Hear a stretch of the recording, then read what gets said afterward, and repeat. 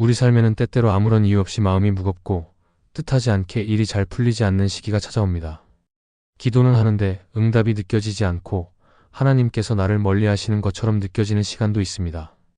특별히 더 죄를 지은 것도 없고 믿음을 놓은 것도 아닌데 삶이 갑자기 조용해지고 모든 것이 멈춘 것처럼 느껴지는 순간들이 있습니다. 그런데 이런 시간 속에서 많은 사람들은 이렇게 말합니다. 하나님이 나를 잊으신 걸까? 내가 뭔가 잘못하고 있는 걸까?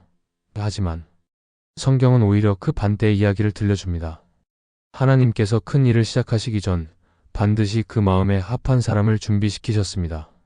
축복은 우연히 오는 것이 아니라 반드시 준비의 시간이 있고 그때 하나님은 우리의 중심을 다듬고 삶의 방향을 정리하십니다. 아무 일도 일어나지 않는 것처럼 보이는 그 시간, 어쩌면 하나님이 가장 많이 일하고 계시는 시간일 수 있습니다. 혼자 있는 것 같지만 사실은 하나님의 손이 내면을 만지고 계시고 고난이 깊어질수록 하나님의 계획은 더 가까워지고 있는지도 모릅니다. 오늘 말씀을 통해 하나님이 축복을 주시기 전에 어떤 신호를 주시는지를 함께 살펴보려 합니다. 그 신호를 놓치지 않고 받아들이는 사람은 결국 하나님의 큰 일을 경험하게 됩니다. 조용한 시간이 하나님의 준비된 시간이라는 사실을 오늘 다시 마음에 새기기를 바랍니다. 첫째, 하나님은 축복을 앞두고 반드시 내면을 다듬는 시간을 먼저 주십니다. 하나님께서는 아무 준비도 되지 않은 사람에게 큰 축복을 갑자기 맡기지 않으십니다. 겉으로는 아무 일도 일어나지 않는 것 같은 시간, 오히려 내 삶이 뒤로 물러나는 것처럼 느껴지는 그 시간은 하나님이 내면을 다듬고 계시는 시간일 수 있습니다. 성경을 보면 이런 과정은 많은 믿음의 사람들에게 공통적으로 나타납니다. 요셉은 형들에게 팔려 종이 되고 감옥에 갇히는 긴 시간을 지나야 했습니다. 다윗도 기름 부음을 받은 후 바로 왕이 된 것이 아니라 오히려 사울에게 쫓기는 광야의 시간을 오래 견뎌야 했습니다.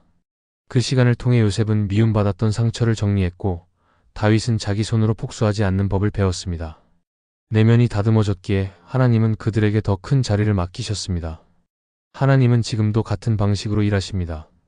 우리에게 큰 축복을 준비하고 계실 때 먼저 우리 안의 마음을 돌아보게 하십니다. 교만은 없는지, 다른 사람을 미워하는 마음은 없는지, 무엇을 가장 소중히 여기고 있는지를 점검하게 하십니다. 그리고 때로는 그 과정을 위해 외로움도 주시고 침묵의 시간도 허락하십니다. 이 내면을 다듬는 시간은 불편하고 힘듭니다. 왜냐하면 겉으로는 아무 열매도 보이지 않기 때문입니다. 노력한 만큼 결과가 따라오지 않고 열심히 기도해도 변화가 없는 것처럼 느껴지기 때문입니다. 그러나 하나님은 그 시간을 그냥 허비하게 두시지 않습니다. 그 시간 속에서 성품이 다듬어지고 인내가 길러지고 사람보다 하나님을 먼저 찾는 마음이 세워집니다. 어떤 사람은 이런 시간을 무기력하게 받아들이다가 낙심하고 스스로 포기해버립니다. 하지만 하나님의 사람은 이 시간을 다르게 바라봅니다. 아, 하나님이 나를 더 깊이 빚고 계시는 중이구나. 지금은 준비의 시간이지 포기의 시간이 아니구나. 이렇게 깨달으면 마음이 다시 살아나고 견딜 힘이 생깁니다. 예수님도 공생애를 시작하기 전에 광야에서 40일 동안 금식하며 사탄의 시험을 받으셨습니다. 하나님의 아들이신 예수님께서도 사역 전에 먼저 내면을 점검하는 시간을 가지셨다면 우리에게도 그런 시간은 반드시 필요합니다. 하나님은 속도를 중요하게 보시지 않습니다. 방향과 중심을 더 중요하게 보십니다. 눈앞의 기회보다 그 기회를 감당할 수 있는 깊은 중심을 먼저 준비시키십니다. 지금 내 삶에 멈춘 것 같은 시간이 있다면 그것은 멈춘 시간이 아니라 다듬는 시간일 수 있습니다. 하나님이 주시려는 축복이 클수록 그 사람을 다듬는 시간도 길고 깊습니다. 하나님은 우리 안에 준비된 마음을 보시고 그 마음에 맞게 복을 부어주십니다. 그래서 축복을 앞두고 반드시 먼저 내면을 다듬는 시간을 주시는 것입니다. 둘째, 관계의 정리가 시작되면 하나님이 새 방향으로 이끄시는 신호일 수 있습니다. 우리는 보통 관계에 변화가 생기면 불편하게 느낍니다. 함께 지내던 사람과 거리가 생기거나 마음을 나누던 이들과 점점 멀어질 때 마음이 허전해지고 때로는 외로움도 깊어집니다. 하지만 하나님은 이런 관계의 정리를 통해 우리의 시선을 다시 하나님께 향하게 하시고 새로운 길을 여시는 경우가 많습니다. 성경에도 그런 장면들이 여러 번 나옵니다. 아브라함은 하나님께서 부르셨을 때 익숙한 집과 가족을 떠나야 했습니다. 롯과도 결국 길이 갈라졌습니다. 요셉도 형들과 억지로 떨어져야 했고 다윗은 가장 가까웠던 사울 왕과의 관계가 무너졌습니다. 바울도 동역자들과 함께 일했지만 때로는 심하게 다투고 헤어진 적도 있습니다. 이런 관계의 정리는 인간적인 눈으로 보면 아프고 안타까운 일이지만 그 이면에는 하나님의 새로운 인도하심이 담겨 있었습니다. 우리 삶에도 이런 일이 반복됩니다. 어떤 사람은 오래 함께하던 친구와 멀어지기도 하고 어떤 사람은 갑자기 일터에서 인간관계가 뒤틀리기도 합니다. 가까운 사람과의 대화가 더 이상 통하지 않게 되고 마음을 나누는 일도 점점 힘들어질 수 있습니다. 그럴 때 우리는 자주 이렇게 생각합니다. 내가 뭔가 잘못했나?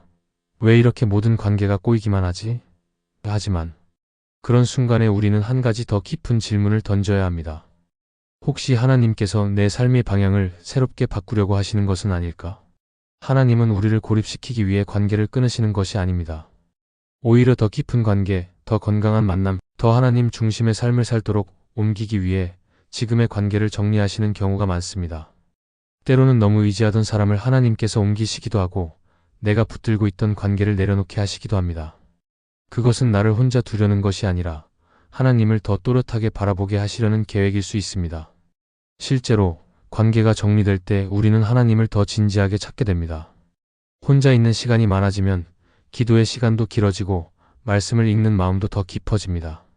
외로운 듯한 그 시간이 사실은 하나님과 더 가까워지는 기회가 됩니다.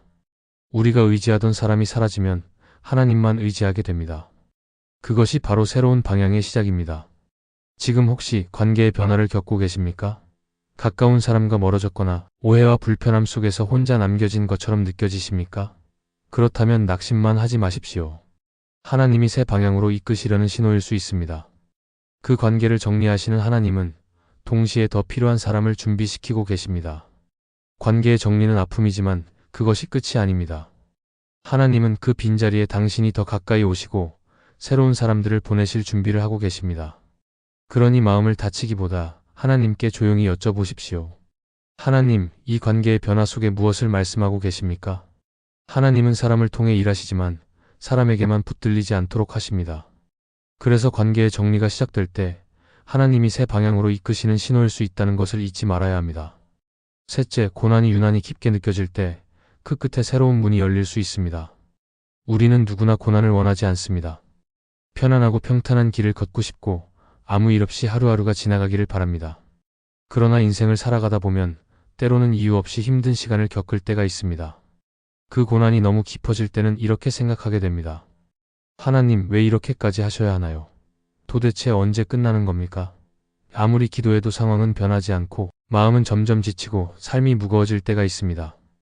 하지만 성경은 이런 깊은 고난의 시간 바로 뒤에 하나님의 특별한 일하심이 시작된다고 말합니다. 욥의 이야기를 보면 그의 고난은 한두 날로 끝나지 않았습니다. 모든 것을 잃고 몸은 병들고 친구들마저 비난하고 아내도 등을 돌리는 시간을 오래 견뎌야 했습니다. 하지만 그 끝에서 하나님은 욥에게 2배의 축복을 주셨습니다.